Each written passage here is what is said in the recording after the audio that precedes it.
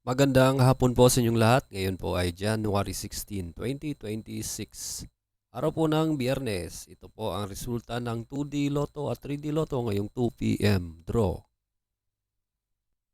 Kung bago ka pa lang sa aking channel, pwede kang mag-like, share, at subscribe para updated kayo sa mga PCSO lottery results araw-araw. Para sa 2D Lotto ngayong 2 p.m. draw, araw po ng Biyernes, ito po ang mga numerong lumabas. 25 and 15 in exact order.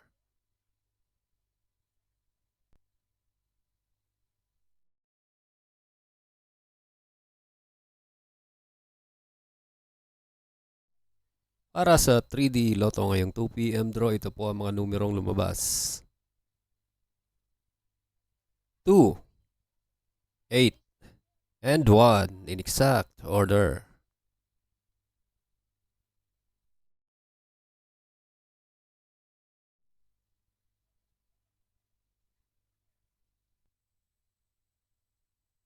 Congratulations po sa lahat ng nanalo. At kita-kits po tayo mamayang 5 p.m. draw. Thank you for watching. God bless us all.